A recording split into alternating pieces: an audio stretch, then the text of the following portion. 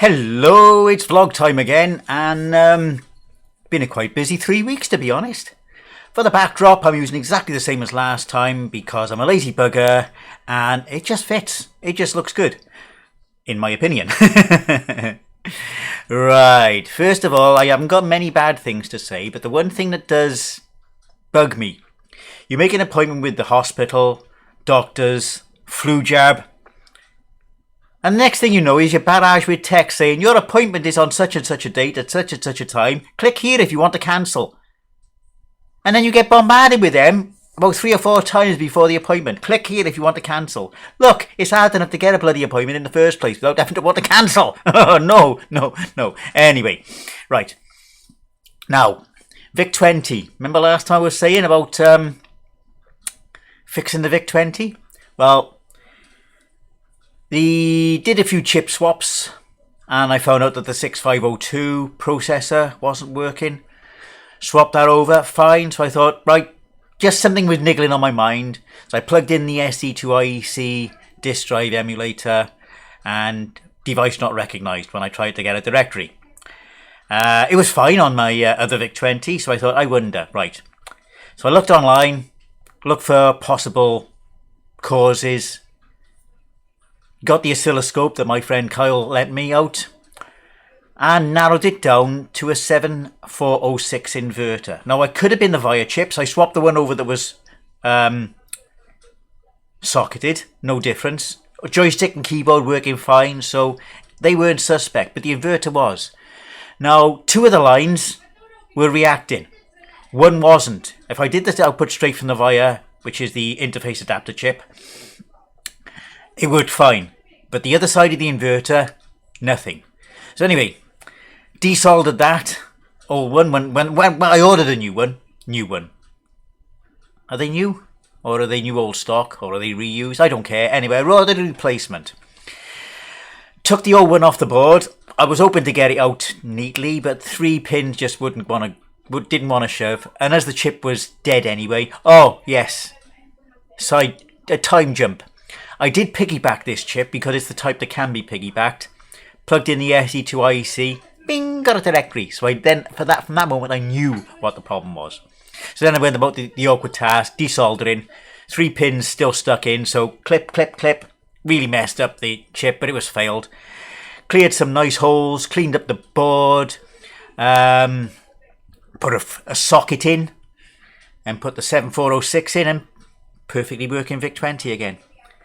Now I have actually ordered an S-Video solution, which is basically take the VIC chip out, plug in the adapter, plug that in, but I got to solder some leads on. I bought S-Video sockets so I can do it non-destructively, although I don't know how I'm going to feed it through. I might go through the user port because I'm not using that. Yeah. All going well actually, I'm quite pleased with how it's going. Excuse me. Now it does flicker when I connect it up to my adapter, when I connect it up to my converter. However, that's through composite. However, if I connect it up to a cheaper composite, there's no flicker. They both do the same thing, so it's the adapter, not the VICs. So, yep, again, narrowing down problems. All sorted out. Hopefully the S-Video solution will work properly. I would like to get a RetroTink 2X Mini, which takes SCART and S-Video, but they're out of stock and they're going for the 5X now, which is like 4 times the price. Not willing to pay that for just 2 or 3 things. Right, onto the Amiga. As I mentioned before, the floppy drive don't work when it's fully in the case.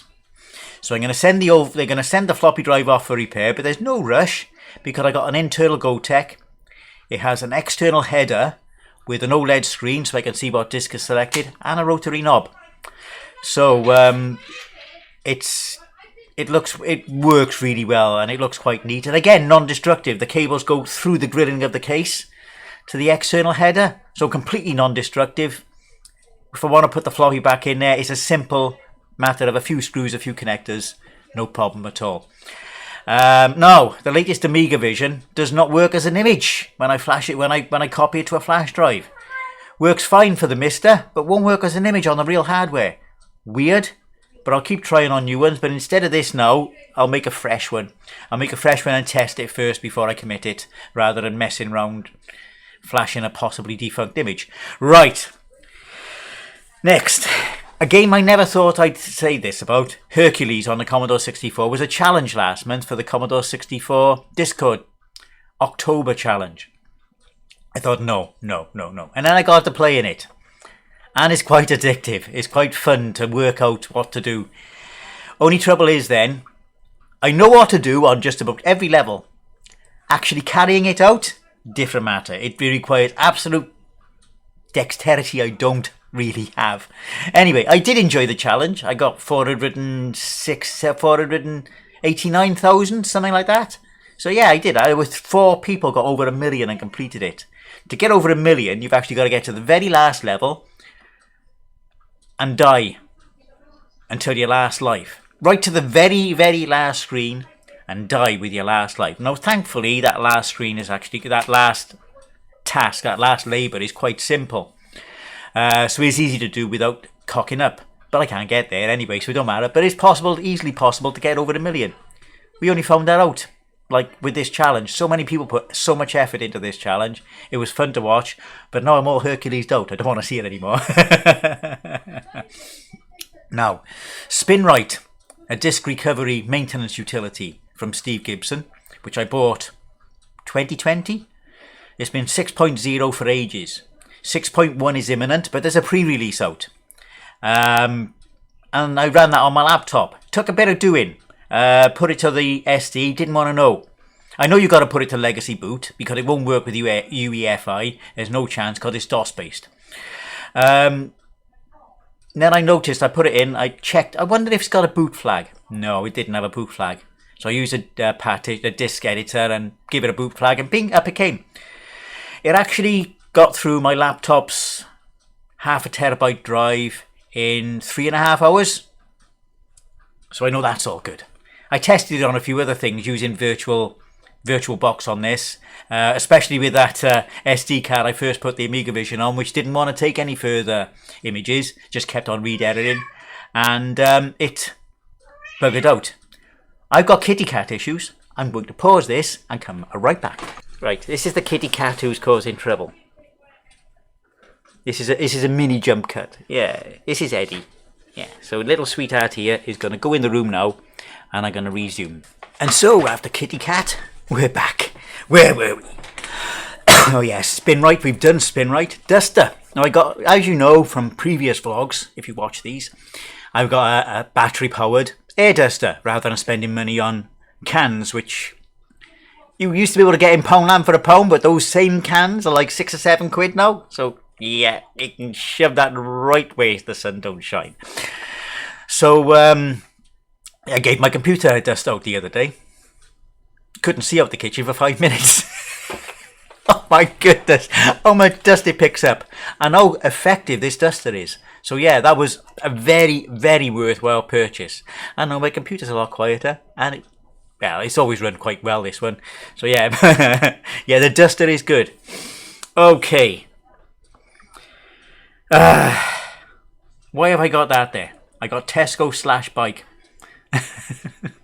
It's supposed to be a reminder. So things have happened here with Tesco and a bike, and I can't remember what. No, I'm going to come back to that. So if I remember. Now, my arcade, one of the arcade joysticks I've got. I stretch out and get it while messing up the green screen balance. It wasn't working properly. Pressing down, it was jittery. So I opened it up, tested all the micro switches, they're all fine. I thought, all right, let's get this particular micro switch which is affected and run the soldering iron over it. So I did.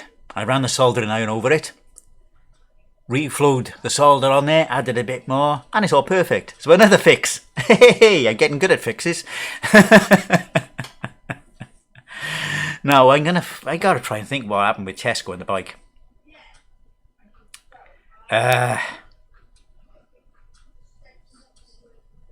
Nope, it's not coming to me. It's gone.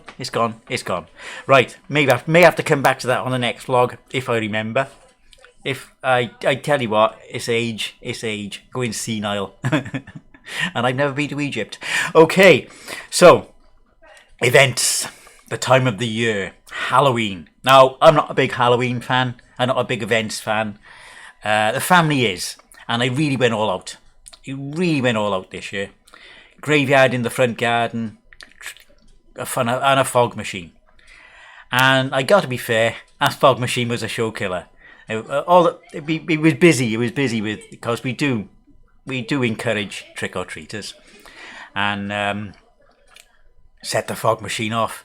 Had to bloody run the cables through the letterbox, and it happened before we caught it before the rain. Now I had it under shelter, so the rain wasn't going to get to it. Setting off this fog machine. Oh wow! Look at that. So yeah, that went down well. So, but we had some backlights that my son bought from Poundland. They were impossible to untangle, because not only they weren't in a straight string, they were dangly bits coming off and loops. It was impossible to get everything untangled. You would untangle one thing and another thing would be knotted. So they ended up, it's the first knot I've ever given up on. And they were straight out of the box. So Poundland, nah. I told him to take them back and told him they were completely unusable because he couldn't untangle them. But I don't think he has. I don't think he will. And the other event, my favourite time of the year, even beating Christmas, bonfire night. I don't spend money on bonfire night. I'd like it just to go completely without it. Okay, our pets are fine. We put them in the room with the tellies on loud and every piece of music we could put on there on loud, so it completely drowned out. You could, I mean, it was like a war zone listening from the kitchen. When you went into the living room where the pets were, you couldn't hear a single bang, so that was good. And to be fair, the pets, even the little kittens, one of which you just saw, they were mostly fine with it because they had the right encouragement. That it's not dangerous. We're with them. We're there to keep them safe. And I don't spend money on them, but my offspring do. And blimey, we had so many rockets. So many rockets. Now I had to move the pool. It was me and my sons moving the pool, and we got to move it back today. It's like a bloody marsh out the garden. It's mud. The shoes I kept separate. They're old work shoes. I kept them separate. They are brown with mud. They're black shoes, but they are 100% brown with mud. Nightmare. And of course it started to rain during it, and it really opened up after it, which I can't say I'm too upset about, because as I say, I just like it to go without it. If necessary, I'd like to go to a display, but nobody else can stand around during a display. So garden fireworks it is. I do not like it. This is my personal. Again, outvoted. The family love it, so I'm stuck with it. And of course, the lighter stopped working, and my son doesn't like. I let my son get on with most of it, but he doesn't like using the lighters. So we bought this lighter on a stick sort of thing for barbecues and things.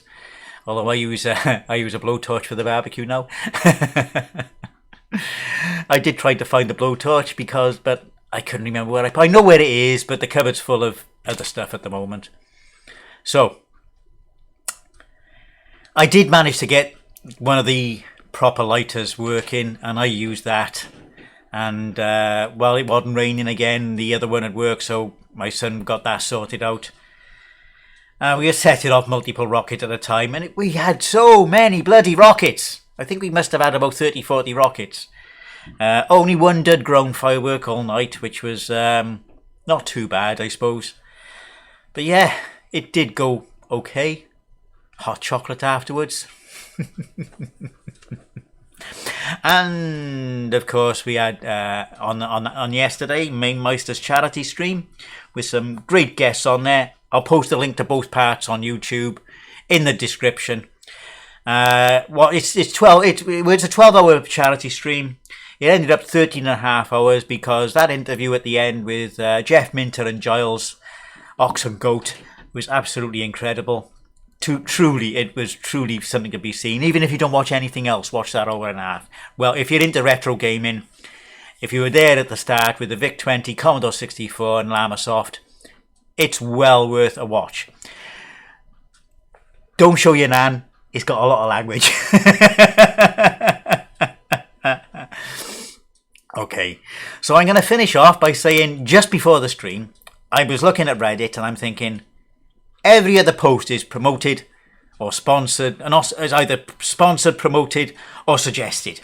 So I downloaded an ad block again, an extension which blocks the promoted post, but the suggested ones were still there.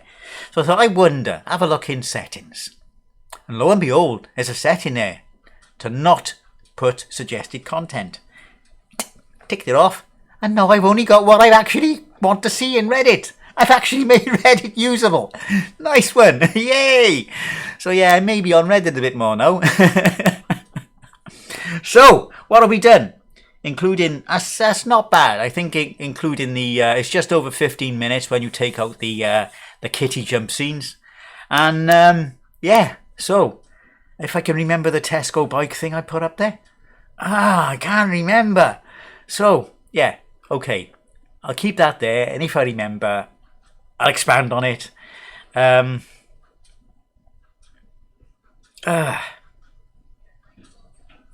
it's gone. Yep. No. Oh, yes, it was. I know what it was. Stuff that was not in stock at our Tesco. But when they did, it was cottage pie mix. Something as simple as cottage pie mix. Finally remembered. So they said, okay, let's have a look at if there's anything in nearby stores. Because they're discontinuing the Coleman's range. And, okay, oh yeah, there's one here in Llanrumney. There's like 6 packs in Llanrumney. We don't have a car. Right, on the bike, down to Llanrumney, managed to get it locked up, picked up the packs, yes, got it. So yeah, I actually, out of my way, I mean, I normally only cycle commute. So I went down to Llanrumney, dashed down there on the bike. By the Tesco Express there is a place to lock it up, so I did. There was something else we wanted, but that wasn't important. We just an if possible, and they didn't have any of that, whatever it was, or even any other things. They had to find somewhere else to lock it up. There's very few places to lock up your bike in Llanrumney Countersby Avenue shops.